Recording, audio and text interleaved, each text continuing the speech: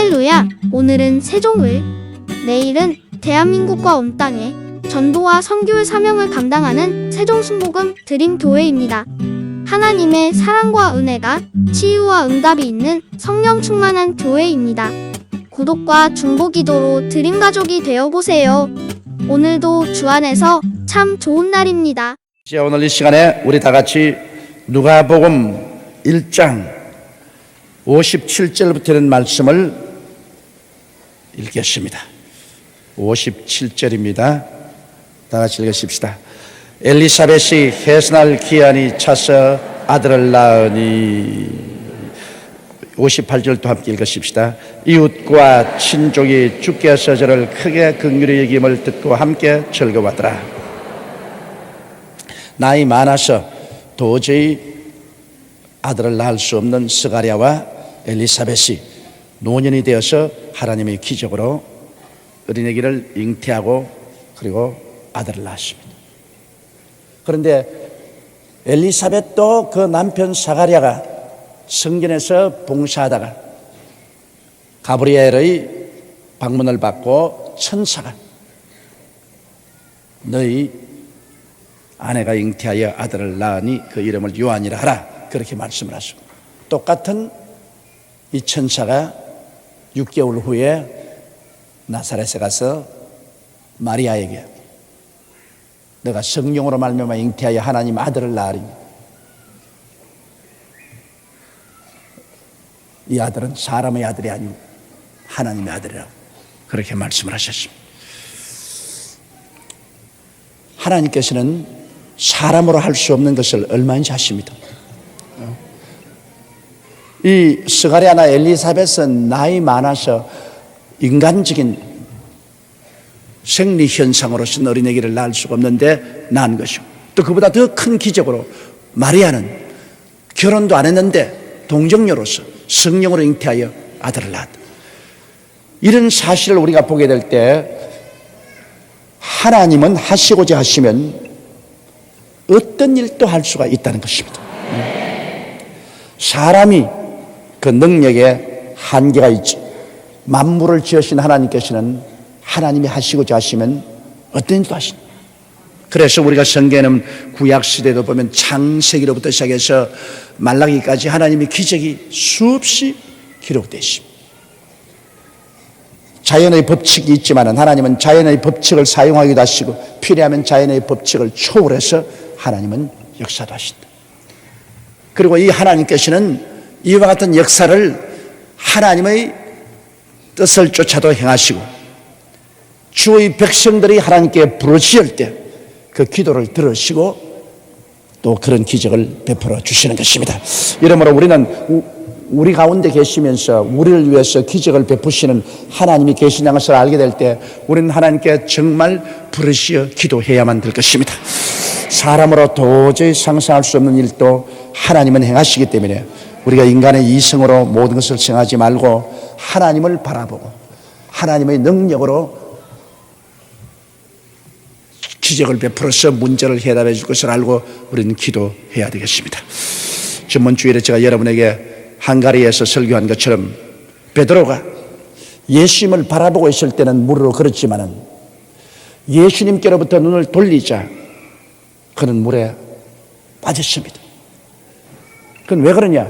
예수님을 바라보고 있을 때는 하나님의 능력이 임하여서 그를 붙들어 주었지만 예수님을 바라보는 눈을 돌이켜서 인간의 이성이나 감각을 의지하고 마음을 두려워할 때 그만 물에 빠졌습니다. 우리도 예수님을 바라보고 우리 마음속에 믿음으로 살면은 하나님이 믿음을 통해서 역사해 주시면은 일단 믿음을 놓쳐버리고 인간의 이성이나 감각을 쫓아 사물을 바라보게 되면은 마음에 공포가 들어오고 공포가 들어오면 벌써 가라앉습니다. 우리 마음속에 얼마나 확신과 평안이 있는가, 그래서 공포가 있는가, 이것이 마귀가 우리를 지배하는가, 하나님이 우리와 같이 계시는가, 그 판가름을 하는 것입니다. 하나님이 계시면 언제나 평안이 있습니다. 하나님은 평안입니다. 또 사랑함과 평안함이 마음속에 있습니다. 그러나 마귀가 오면 언제나 불안합니다. 언제나 마음이 불안하고 공포에 잡히게 되는 것입니다. 그러므로 무슨 일을 하든지 마음의 불안과 공포가 억압하면 마귀가 왔다는 것을 알아야 됩니다. 그러나 하나님이 오시면 하나님은 크고 두려운 하나님이시지만은 하나님이 오시면 우리 믿는 자들에게는 평안과 확신을 허락하여 주시는 것입니다. 엘리사벳이 나이 늙어서 해산할 기한이 차서 아들을 낳았습니다. 그 아들을 낳는 것도 기적입니다. 이제 나이가 많아서 근육이 수축이 잘 안 되니까 정말 난산에 난산을 할 수밖에 없습니다. 내가 보기에는 적어도 이분들이 60이 넘었다고 생각되는데요. 60이 넘은 할머니가 어린애기를 낳는다는 것은 난산에 난산이 될 수 있습니다. 그것도 첫 애기인데. 그런데도 그랬더니 어린애기를 낳았어요. 그거 보면 어린애기를 잉태할 때만 하나님이 기적이 있는 것이 아니라 해산할 때도 하나님의 기적이 있는 것입니다. 그러니 이웃과 친족이 주께서 저를 크게 긍휼히 여기심을 듣고 함께 즐거워요. 하나님이 얼마나 긍휼을 베풀었기에 이 노년의 아기를 낳게 하는가. 그러니까 뭐 듣는 사람마다 이거는 참 큰 좋은 소식입니다. 경가할 일입니다. 이러므로 이웃도 축하하고 친척들도 다 축하를 했습니다. 그리고 그 다음 59절요. 8일이 되매 아이를 할례하러 와서 그 부친의 이름을 따라 사가랴라 하고자 하더니, 유대민족들은 어린애기를 낳으면 8일째 할례를 합니다. 남자애는 할례라고 해서 양피 가죽을 베어버립니다. 그 남자애들은 태어날 때부터 필요 없는 그런 풍성한 가죽을 가지고 있는 것이 바로 양피입니다. 그 양피 가죽은 뱀니다. 요 사이는 예수를 안 믿는 어떠한 나라도 어린애기 낳으면 8해 만에 병원에서 의사가 양피 가죽을 베어버립니다. 하지만 성경은 여러분 비과학적인 책이 아닙니다. 성경은 읽으면 읽을수록 지극히 과학적이고 하나님의 놀라운 지혜가 그 속에 있는 것을 우리가 깨달아 알 수가 있는 것입니다. 이래서 역시 요한도 낳자말자 8해 만에 할례를 하고, 그 할례하는 날에 어린아이 이름을 짓는데 그 아버지 이름을 쫓아 사가랴라고 했더니, 60절 우리 다 같이 읽으십시다. 그 모친이 대답하여 가로되 아니라 요한이라 할 것이라 하매, 61절요. 저희가 가로되 내 친족 중에 이 이름으로 이름한 이가 없다 하고, 그 다음 62절에요. 그 부친께 형용하여 무엇으로 이름하려는가 물으니, 63절요. 제가 스판을 달라하여 그 이름을 요한이라 쓰였다 기 여기더라. 이것은 하나님께서 이미 요한이라는 이름을 주도록 명령을 하신 것입니다. 그렇기 때문에 어머니에게도 요한이라는 이름을 짓도록 명령을 했고, 또 아버지에게도 요한이라는 이름을 지어라 그렇게 했기 때문에, 사가랴는 이름은 가족 혈통을 따라 하는 이름이기 때문에 원찬 하나님이 주신 이름 요한. 그리고 또 아버지도 이것은 하나님 천사가 요한이라고 하라고 했기 때문에 요한이라고 이름을 지은 것입니다. 여러분, 이 이름 문제 보십시오. 중대한 사명을 가지고 태어난 사람마다 꼭 하나님께서 직접 이름을 지어주십니다. 이름이 우리의 운명과 별로 관계가 없다고 생각하면 중대한 문제입니다.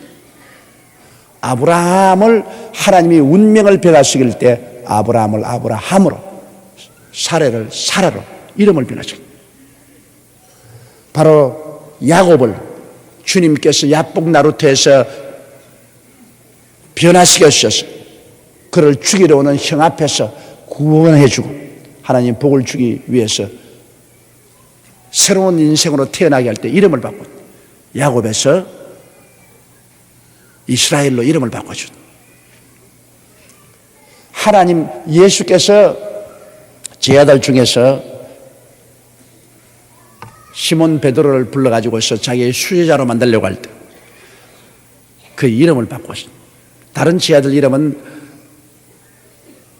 안 바꿨지만은 베드로의 이름은 바꿨습니다. 그는 자기 수제자로서 12 제자를 거느리고 세계 교회를 이끌어 나갈 수 있는 수제자를 만들기 위해서 그 그 이름을 시몬에서 게바, 즉 베드로, 반석이라는 이름으로 이름을 바꾸었습니다. 바울 선생 같은 사람도 그는 원래 사울이었는데 그가 하나님의 사명을 받고 인생을 출발할 때 사울을 바울이라는 이름으로 변화시켰습니다. 이름이라는 것은 여러분 자기가 계속 듣고 자기가 쓰고 자기가 말하기 때문에 그 이름으로 말미암아 굉장한 영향력을 받게 됩니다. 사람이 마음에 믿어 예리고 입으로 시인하여 구원을 이룬다고 하는데 이름이 개똥이라는 이름 같은 그런 것은 아유 개똥같이 되고 마는 겁니다. 그럼 밤낮 개똥 하면 개똥같이 됩니다. 이름이란 참 굉장히 중요합니다. 부모님이 자식의 이름을 지을 때 기도하고 하나님 성령의 인도를 받아서 이름을 잘 지어줘야 됩니다. 그것이 계속 자기가 입으로 시인하는 것이 자기 이름이니까 입으로 시인하니까 그것이 자기 운명에 끼치는 영향력이 굉장합니다. 하나님이 빛이 있으라 하니 빛이 생긴 것처럼 우리가 자꾸 자기 이름을 말하는데 그 이름이 자기의 생애 속에 영향력을 안 미칠 도리가 없는 것입니다. 그렇다고 해서 지금부터 이름 바꾸는 운동은 할 필요는 없겠지만은 결코 내 이름이 나빠서 내가 슬프다고 생각하는 사람이 있으면 후회하지 말고 바꾸는 것이 좋습니다. 후회할 필요가 없으니까요. 그래서 다른 사람들은 이 어린애기를 사가랴라는 이름으로 부친의 이름을 따서 붙이려고 했으나 그들은 하나님이 주신 이름 요한이라는 이름을 그대로 받아들인 것입니다. 예수님의 이름도 하나님이 지어주셨습니다. 그 이름을 예수라 하라. 예수라는 이름도 하나님이 지어주신 것입니다. 사람이 지은 이름도 많지만 성경에 하나님이 중대한 사명을 준 사람에게는 하나님이 직접 이름을 지어주셨다는 것을 우리가 알고 이름이라는 것은 그 인생의 운명과 사명에 굉장한 연관성이 있습니다. 그렇다고 해서 여러분 운명 철학관을 찾아가서 이름을 지으라는 말은 안 합니다. 그것은 하나님의 뜻에 합당하지 않습니다. 우리는 이름을 바꾸고 싶으면 기도하고 하나님 성령의 인도를 통해서 우리가 이름을 바꿀 수가 있을 것입니다. 그 다음 64절요. 이에 그 입이 곧 열리고 혀가 풀려 말을 하여 하나님을 찬송하니 그가 하나님을 불신앙했다가 벙어리가 됐잖아요. 너희 아내가 잉태하여 아들을 낳을 것이라 할 때 사가랴가 하나님의 성소에서 하나님을 섬기다가 믿지를 않았습니다. 어찌 그런 일이 있을 수가 있습니까? 우리 나이가 이미 늙어서 이제는 도저히 자녀를 생산할 수 없는데 어찌 그런 일이 있습니까? 그러니까 천사가 네가 하나님 말씀을 믿지 아니하므로 그 일이 이루어질 때까지 벙어리가 되려고 했는데 사실 이제 자식을 낳아서 이름을 붙이는 그날이 되니까 그 입이 열렸던 것입니다. 하나님을 불신앙하면은 벙어리가 되었습니다. 그리고 하나님이 이루어 놓으신 일을 이제 눈으로 보고 시인하게 될 때 입이 열렸던 것입니다. 65절에요. 그 근처에 사는 자가 다 두려워하고 이 모든 말이 온 유대 산중에 두루 퍼지매 듣는 사람이 다 이 말을 마음에 두며 가로되 이 아이가 장차 어찌 될꼬 하니 이는 주의 손이 저와 함께 하심이라. 자, 보통 태어난 아이가 아니지 않습니까? 나이 늙어서 기적으로 잉태해서 태어났고 그리고 그것을 믿지 않은 아버지는 벙어리가 되어 있다가 1년 만에 어린아이 이름 지는 날에 입이 열렸고 그런 이야기가 사면에 퍼지니까 사람들이 다 굉장히 두려워하고 세상에 어떤 일이 생기려고 저런 어린애기가 태어났는가, 저 어린애기를 통해서 하나님이 무슨 일을 하실 것인가. 사람들은 두려워도 하고 신기하게 하기도 기이하게 느끼기도 했습니다. 사람들의 모든 관심이 그 어린아이가 집중되었습니다. 그 보통으로 태어났으면 집중이 안 되는데 보통이 아닌 너무 기적적으로 어린아이가 태어났기 때문에 그러므로 저 아이를 통해서 무슨 큰 일이 일어날 것이라 그런 하나님 사람들의 기대가 꽉 들어차 있었습니다. 67절에요. 그 붙인 사가랴가 성령의 충만함을 입어 예언하여 가로되. 구약시대는 성령 충만하면 예언했고 신약시대는 성령 충만하면 방언을 했습니다. 구약에는 그러므로 성령이 임하시면 모두 다 예언을 했어요. 그러나 구약시대는 성령이 임하였다가 예언을 하고 그 사역을 다 끝마치면 성령이 떠나가셨습니다. 왜냐하면 사람이 아직 예수님이 보혈로 씻지 않았기 때문에 성전이 되어 있지 않으므로 사람 속에 와서 성령이 거할 수가 없었습니다. 성령이 기름 부어서 임하여서 그들이 예언을 하고 또 하나님 능력을 베풀고 성령이 떠나가십니다. 그러나 신약시대 와서는 이제는 예수 그리스도의 보혈을 믿음으로 말미암아 우리가 씻음을 받아 우리가 하나님 성전이 되어버리고 마른 것입니다.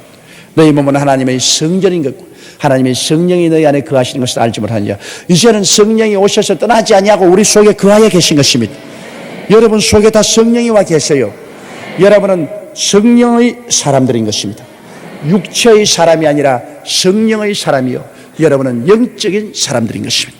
이러므로 이제는 하나님의 성령이 와서 우리 속에 거하시고 또 성령 충만하면 성령의 은사가 나타나서 우리가 성령으로 방언을 말하는 것입니다. 그러므로 성령이 충만함을 입어서 예언하여 가로되 68절요 찬송하리로다 주 이스라엘의 하나님이여 그 백성을 돌아보사 속량하시며. 자, 이제는 감사를 드립니다. 이 성령 충만하면 대개 오늘 방언 말하는 것이 하나님을 찬송하는 찬송시라는 것을 제가 여러분께 말씀드렸습니다. 방언을 통역을 해보면 대개 방언을 한 사람이 하나님께 찬송을 드립니다. 하나님께 찬양의 시를 드립니다. 하나님은 이스라엘의 찬양 중에 거한다고 말했습니다. 하나님은 찬양을 지극히 기뻐하시는 것입니다. 원망과 불평하는 이스라엘 백성을 하나님께서 불뱀을 보낸지 해서 멸했지만은 찬양하는 백성들을 위해서는 하나님이 친히 구원을 베풀어 주신 것입니다. 이러므로 하나님은 찬양을 기뻐하십니다. 여기에 스가랴도 요한을 낳고 난 다음에 성령이 충만해서 하나님을 찬양했습니다. 찬송하리로다 주 이스라엘의 하나님이여 그 백성을 돌보아줘서 속량하십니다. 속량이라는 것은 뭐냐면 종을 값주고 도로 사서 해방시키는 것을 속량이라고 말하는 것입니다. 종으로 팔린 사람을 값을 주고 도로 사내는 이 속량. 이스라엘 백성이 로마의 정치에 잡혀 있고 죄악에 잡혀 있었습니다. 그러나 이제 요한이 오고 그 뒤에 메시아가 오므로 이스라엘을 그들은 정치적으로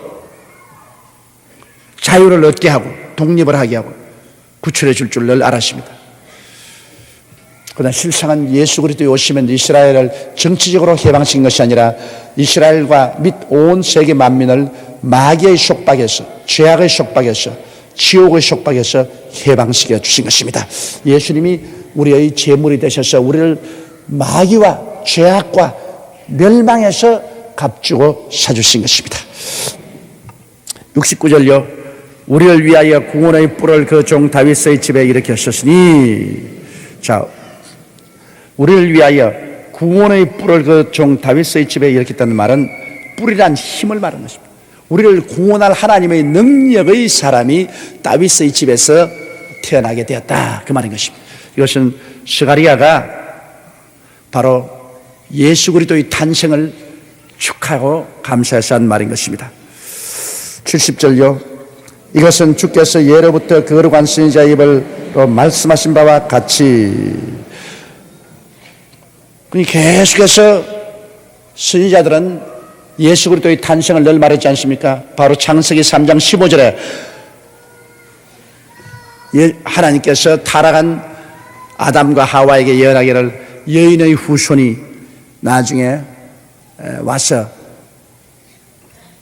뱀의 머리를 깨뜨릴 것이라고 말했습니다. 그 여인의 후손이 바로 우리 주 예수. 그 다음 아브라함을 통해서는 아브라함이 내 몸에서 태어날 씨가 온 천하 만민에게 복을 줄 것이라. 그래서 아브라함을 통해서 하나님께서는 수차로 예수 그리스도 메시아의 탄생을 예언했고, 그 다음에는 이삭을 통하여 야곱을 통하여, 그 다음에 이스라엘 나라를 통해서 선지자를 통해서 구약에 무려 예수님이 세상에 구주로 오실 것을 300번 이상 예언되어 있습니다.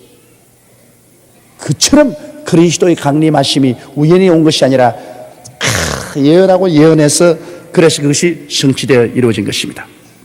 그렇기 때문에 이것은 주께서 예로부터 거룩한 선지자의 입으로 말씀하신 바와 같이 71절요. 우리 원수에게서와 우리를 미워하는 모든 자의 손에서 구원하시는 구원이라. 이스라엘 백성은 늘 생각하기를 메시아가 오면은 당장 정치적인 해방과 자유를 줄 줄 알았습니다. 로마에서 해방시키고 독립시키고 그리고 한 정치적으로 국가가 잘 살게 될 것으로 그렇게 늘 짧게 해석을 했습니다. 그러나 실상은 우리 주 예수 그리스도 오신 것은 이스라엘을 정치적으로 해방시키려고 하는 것이 아니라 온 세계 만민을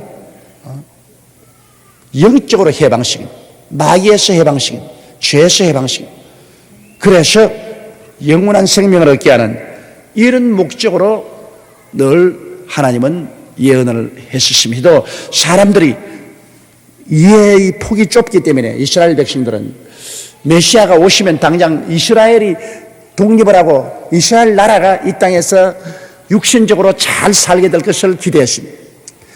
예수님께서 오셔서 영혼을 구원하고 영원한 천국을 주시기 위해서 길을 예비하는 이것은 그들이 이해를 못했습니다. 그렇기 때문에 예수님이 오실 때는 막 불수를 타고 와가지고서 그리고 막 온 세계 나라를 정복하고 그리고 유대인을 세워줄 것이라는 이것을 늘 생각했지. 예수 그리스도께서 동정녀 마리아의 몸을 통해서 초라하게 태어나서 우리 구주로 올 것이라는 것은 너무나 꿈에도 생각하지 않았습니다. 그러므로 예수 그리스도께서 그와 같은 고난의 종으로 오신다는 성경 말씀은 그들은 믿질 않았습니다. 예수 그리스도께서 만왕의 왕 만주의 주로 오는 것만 믿었습니다. 그렇기 때문에 고난의 종으로 오신 예수를 유대인들은 모르고 십자가에 못 박아버렸습니다. 그러나 예수께서 만왕의 왕 만주의 주로 오실 때는 지상 재림할 때 오시는 것입니다. 7년 환란 후 지상 재림할 때 만왕의 왕 만주의 주로 그와 같은 모습으로 오시는 것인데 유대인들이 성경을 해석을 잘못했습니다. 성경을 잘못했습니다. 우리 구약성경에 보면 고난의 종으로 오실 것을 예언하시고 그 다음에는 주님께서 영광의 메시아로 오실 것도 예언해 놨습니다. 먼저 주님께서는 고난의 종으로 오시고 고난 받으시고 난 다음에 그 다음에 주님 재차 재림하실 때 메시아로 오실 것을 예언하는데 그것을 주님은 유대인들은 혼돈을 했습니다. 그래서 고난의 주로 오실 예수님은 인정하지 아니하고 영광의 메시아로 올 것만 기대했기 때문에 고난의 종으로 오신 예수를 유대인들이 십자가에 못 박아버린 것입니다. 그러므로 여기에 붙인 사가랴도 예수 그리스도의 강림하심은 정치적으로 이스라엘을 독립시켜 줄 것을 크게 기대하고 있어. 그가 이렇게 예언을 한 것입니다. 우리 원수에게서와 우리를 미워하는 모든 자의 손에서 구원하시는 구원이라. 72절요. 우리 조상을 긍휼히 여기시며 그 거룩한 언약을 기억하셨으니 조상들에게 늘 예언했거든요. 아브라함과 이삭과 야곱과 이스라엘 백성들을 통해서 예언했기 때문에 그 예언을 이루어 주심으로 조상들이 늘 기도하고 기대하는 것이 후손에 이루어졌다고 하네요. 그 조상을 긍휼히 여기시고 그 하나님께서 조상에게 약속하신 메시아를 보내주겠다는 약속하신 것을 기억하고 이루었으니 감사하다고 여기에 말하고 있는 것입니다. 73절요. 곧 우리 조상 아브라함에게 맹세하신 맹세라. 아브라함에게 너 후손이 원수의 진을 점령할 것이다. 온 천하 만 백성이 너로 말미암아 복을 받을 것이라고 했는데 바로 그것을 하나님이 이루어 주신 것입니다. 74절요. 우리로 원수의 손에서 건지심을 입고 종신토록 주의 앞에서 성결과 의로 두려움이 없이 섬기게 하리라 하셨도다. 우리를 원수의 손에서 건져 입고 원수의 손, 원수 마귀의 손에서 건짐을 말하는 것입니다. 예수 그리스도의 보혈을 의지하면 원수 마귀의 손에서 우리를 건져낸 것입니다. 바로 유월절 어린 양의 피를 문설주에 바르고 난 다음에 그 고기를 구워 먹고 이스라엘 백성들은 430년 동안 종살이하던 애굽의 바로의 손에서 노예남을 받고 그들은 일로 젖과 꿀이 흐르는 땅으로 매지는 것처럼 우리도 예수 그리스도의 십자가의 보배로운 피를 마음속에 받아들이면 그 피의 능력으로 원수의 손에서 노연함을 받게 되는 것입니다. 마귀의 사슬에서 해방을 얻고 죄악에서 세속에서 자유를 얻는 것은 예수의 피의 능력밖에 없는 것입니다. 예수의 피를 믿어야 마귀의 사슬이 철렁철렁 끊어지지, 그 위에 우리 인간의 선한 행위나 종교적인 의식이 마귀에서 우리를 자유롭게 하지 못합니다. 오직 십자가에서 예수님께서 마귀의 정사와 권세를 다 회파해버리고 무장해제해버리고 승리하셨기 때문에 그 십자가의 보배로운 피만이 우리를 자유인으로 만들어주는 것입니다. 그러므로 여기에 말한 것은 우리의 원수의 손에서 건져내심을 입고 예수님을 통해서 마귀의 손에서 건져내심을 입고 우리 종신토록 일평생에 주님 앞에서 이젠 보혈로 씻고 성령이 오셔서 우리를 거룩하게 하시고, 그리고 우리가 의롭다함을 입고 두려움이 없이 주의 은총과 사랑 가운데 마음속에 두려움이 없이 편안하게 하나님을 섬기도록 그렇게 하려고 계획하셨다는 것입니다. 정말로 예수 그리스도의 십자가만이 우리를 원수 마귀에서 노연하게 해주시고 우리의 평생에 보혈로 늘 씻고 말씀으로 씻고 성령으로 씻습니다. 우리가 정결해야 되는 것은 보혈로 정결하게 되고 말씀을 듣고 읽을 때 말씀으로 정결하게 되고 기도할 때 성령으로 정결하게 되는 것입니다. 우리를 씻는 힘이 세 곳에 다 있습니다. 보혈도 우리를 씻고 말씀도 우리를 씻고 성령도 우리를 씻어내는 것입니다. 그래서 우리는 늘 우리 마음이 씻음을 받아서 성결하게 되고, 그리고 예수님을 힘입어서 우리는 의인이 되고 용서받은 의인이 되고, 그리고 하나님이 우리와 같이 계심으로 두려움이 없이 하나님을 의지하고 평안한 가운데 하나님을 섬기면서 종신토록 살게 만들어 주시는 것입니다. 우리의 오늘날 현실 생활이 이 세 가지가 늘 이루어야 되는 것입니다. 우리는 늘 성결함과 의로움과 마음의 평안함, 이 세 가지를 가지고 살아야 됩니다. 우리가 성결하고 우리가 의로우면 마음에 편안한 것입니다. 우리가 죄를 지으면 마음이 불안하지만은 용서받고 거룩하게 되고 의롭게 되면 주님이 같이 계셔서 마음이 편안하게 되는 것입니다.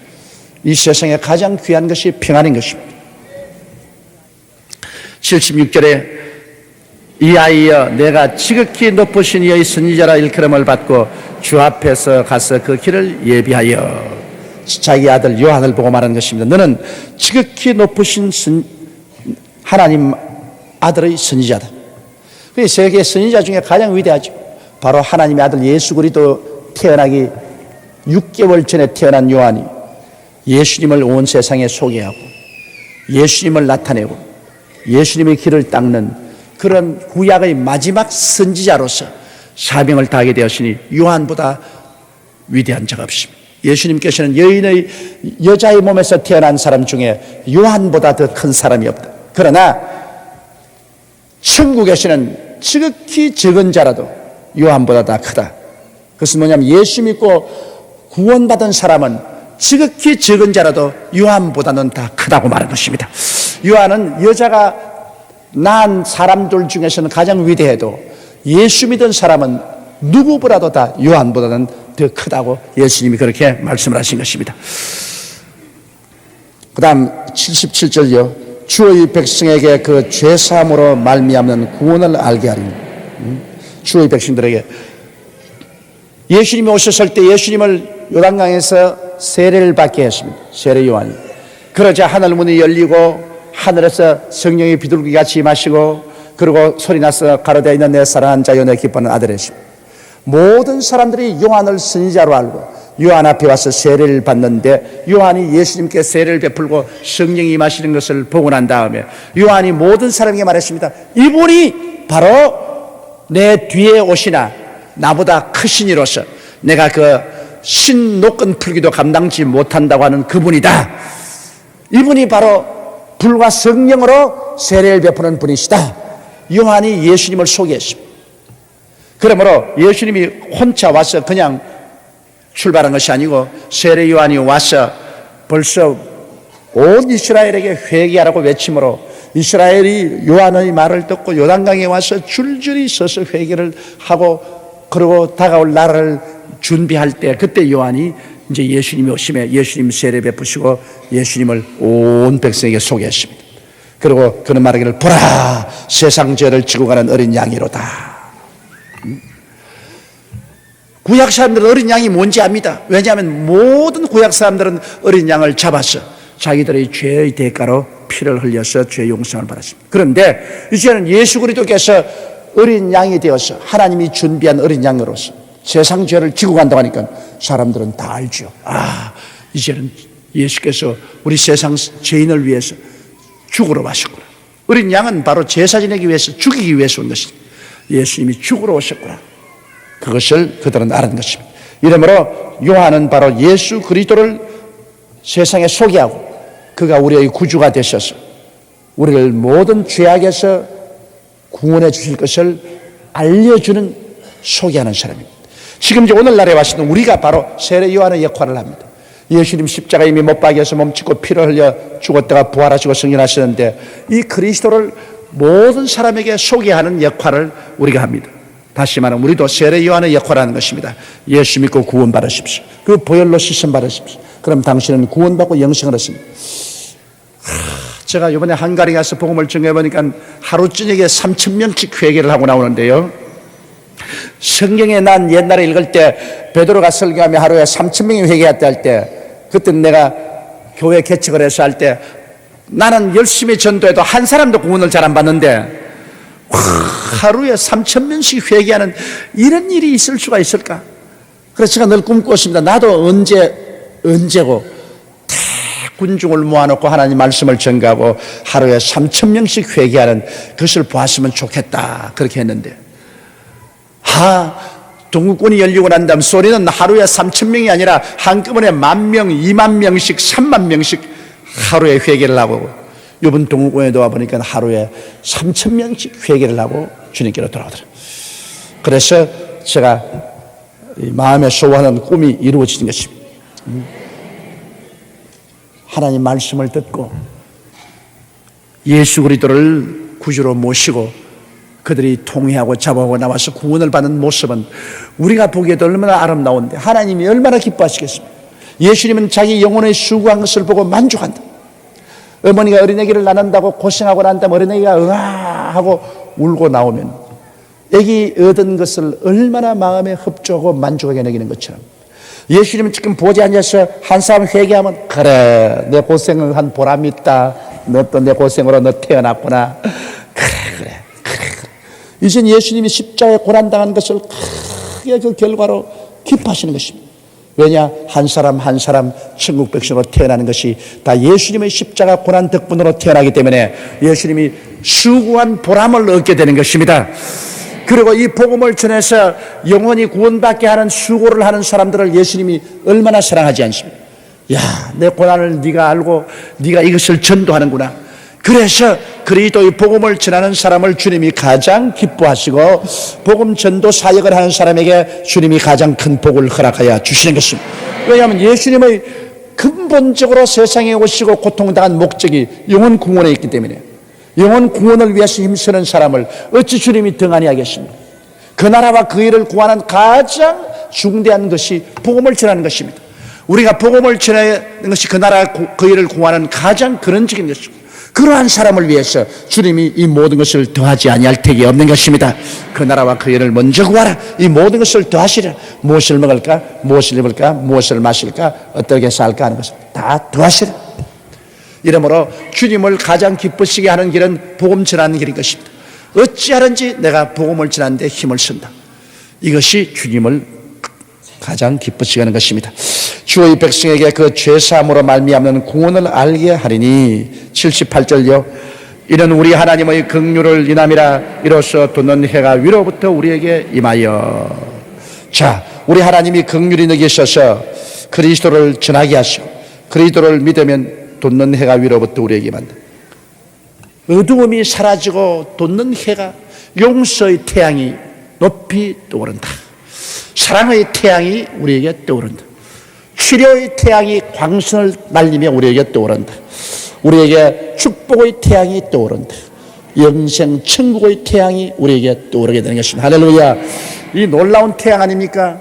이 보통 태양이 여러분 어둡고 캄캄함이 있으면 모든 것이 다 죽지요. 그러나 햇빛이 해가 떠오르고 점점 햇빛이 도토해져서 봄이 오면은 만물이 다 살아나지 않아요?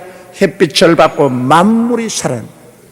그러면 우리의 삶의 태양이 예수님인데, 예수님이 우리가 믿고 예수님 우리 생애 속에 성령의 아름다운 태양의 빛을 비칠 때 안 살아날 턱이 없어요.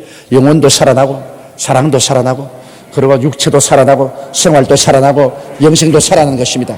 예수님 뭐라고 했습니까? 내가 온 것은 양으로 생명을 얻게 하되 더 넘치게 얻게 하려 왔다. 예수 그리스도를 구주로 모시고 섬기고 예수께서 내 마음속에 태양이 되시면 나의 모든 삶이 살아나는 것입니다. 살아나요. 마귀가 오는 것이 도둑질하고 죽이고 멸망시키는 것뿐이지, 그리스도가 오신 것은 우리의 태양으로 모든 것을 살리기 위해서 오신 것입니다.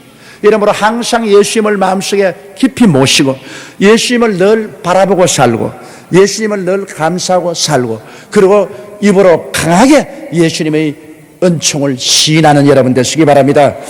환경을 바라보지 말고 입으로 크게 시인을, 나는 예수 믿고 구원받았다. 예수님이 나에게 성령을 주시고 사랑을 부어주셔. 제가 채찍에 맞음으로 내가 나음을 입었다. 나는 아브라함의 복을 받은 사람이다. 나는 영생 천국을 가진 사람이다. 강하게 입으로 시인하십니다. 강하게. 왜냐? 마귀는 이것을 빼앗으려고 모든 괴계를 다하고 어두움의 세력을 가지고 오는데 이것을 해치는 것이 여러분 입술로 강하게 말하는 것입니다. 강하게 말해서 이 세력을 해쳐버리고 그리스도의 태양이 광명하게 비치도록 하십시오. 태양이 아무리 공중에 비쳐도 구름이 와서 자꾸 가리우면 햇빛이 비치지 않죠. 예수님이 우리의 광명한 생명의 태양으로 와셔도 마귀가 자꾸 와서 구름으로 덮어버리려고 하는 것입니다. 죄를 통해서, 의심을 통해서, 부정적인 것을 통해서 구름으로 예수님을 덮어버리려고 하는 것입니다. 그러므로 우리는 구름을 제껴버리고 항상 예수님을 바라보고 예수님을 찬미하고 그리스도를 굳세게 입으로 시인해서 그리스도의 태양빛 가운데서 생명을 넘치게 하게 되기를 주의 이름으로 축원합니다. 그래서 이는 우리 하나님의 긍휼을 인함이라. 이로써 돋는 해가 위로부터 우리에게 임하여 79절요 어두움과 죽음의 그늘에 앉은 자에게 비치고 우리 발을 평강의 길로 인도하시리라. 보십시오. 어두움과 죽음의 그늘에 앉은 자에게 비친, 어두움은 죽음을 가져옵니다. 캄캄한 어두움, 하나님 믿지 않고 태양인 예수를 믿지 않은 불신앙과 죄악과 마귀를 따라가는 그 어두움에는 죽음만 있어요. 영혼도 죽고 육체도 죽고 생활도 죽고 영혼이 죽는 죽음의 힘이 와서 서서히 죽음으로 사람을 파괴해가는 것입니다. 그러나 예수 그리스도 돋는 해가 우리에게 비추면 어두움과 죽음의 그늘에 앉은 자에게 환하게 비추어서 생명을 주고 우리 발을 평안의 길로 인도하시 우리의 삶을 편안하게 만들어 주신 것입니다. 영혼이 잘됨같이 범사에 잘되며 강건하고 생명을 얻되 넘치게 얻는 평강의 길로 이끌어 주시는 것입니다. 고난과 가시밭길에서 평강의 길로 이끌어 주시는 것입니다. 80절요 아이가 자라며 심령이 강하여지며 이스라엘에 나타난 날까지 빈들에 있으니라. 요한이 점점 자라자 그 심령이 강하여지면서 그는 빈들에 가서 하나님과 교제하고 하나님의 음성을 듣고 신앙이 깊이 더 자라서 그리스도의 선지자들 준비가 이루어지는 것입니다. 아무래도 세속에 있으면 세속에 요란하고 세상에 시끄러운 것으로 말미암아 마음이 안정이 안 됩니다. 빈들의 조용한 곳에 가서 세상 사람들의 말을 듣지 아니하고 하나님의 음성을 듣는다. 그것이 굉장히 중요합니다. 우리의 신앙생활도 그렇기 때문에 우리가 세상의 요란함을 피해서 새벽 일찍이 나와서 하나님의 음성을 듣는다. 혹은 기도원에 가서 굴 속에 들어가서 고요히 기도하면서 하나님의 음성을 듣는다. 그 하나님의 음성이 우렁차게 이렇게 하라 저렇게 하라는 것이 아니라 마음속에 가라앉으면서 마음이 정돈되는 것을 말하는 것입니다. 마음이 정돈되도록 성령께서 이끌어 주시는 것입니다. 그래서 바로 세례 요한이 태어남으로 말미암아 예수 그리스도 앞서서 6개월 전에 나왔었어요. 그리스도를 만민에게 소개하고 그리스도로 말미암아 만민이 구원을 받을 수 있는 그 길을 닦아 주신 것입니다. 예수님은 우리의 생명의 태양이라는 것을 잊지 마시기 바랍니다. 마귀는 어둠과 죽음입니다. 그러므로 우리의 삶이 언제나 태양을 바라보고 있어야지 어두움을 바라보면 안 됩니다. 아무리 해가 비쳐도 돌아서면 그림자가 지고 어두워지는 것입니다. 주님 돌아서지 말고 태양이 구름에 가리우지 말도록 죄로서 불순종, 불신앙이 와서 예수님을 가리우지 못하게 하는 것입니다. 우리가 죄를 회개하고 불신앙을 회개하고 불순종을 회개하고 언제나 믿고 순종하며 주님을 바라보고 따라가야 됩니다. 태양이신 예수님을 보고 그러면 밝고 맑고 환하고 긍정적이고 적극적입니다. 입술로 강하게 주님의 말씀을 시인하고 나가면 태양이 모든 어두움을 제껴버리고 모든 죽음을 제껴버리고 모든 벌레들을 다 쫓아버리고 만물이 무성하게 살아날 수 있듯이 생명으로 넘치게 해주시는 것입니다. 예수님은 우리 생명의 근원이십니다. 예수님은 우리의 좋은 하나님이신 것입니다. 마귀는 나쁜 마귀입니다. 마귀는 우리에게 어두움과 죽음을 가져옵니다. 도둑질하고 죽이고 멸망시킵니다. 그러므로 이 마귀의 말에 귀를 기울이지 마십시오. 마귀를 바라보지 마십시오. 주 예수를 바라보십시오. 믿음의 주여 온전케 하시는 예수를 바라보자. 그렇고 나가면 여러분 우리는 매일매일 그리스도가 우리를 비춰주시고 우리를 지켜주시고 인도해 주시고 길러주시고 예수님의 말미암아 우리는 영혼이 잘 되고 범사가 잘 되며 강건하고 생명으로 넘치겠고 살아갈 수 있는 것입니다.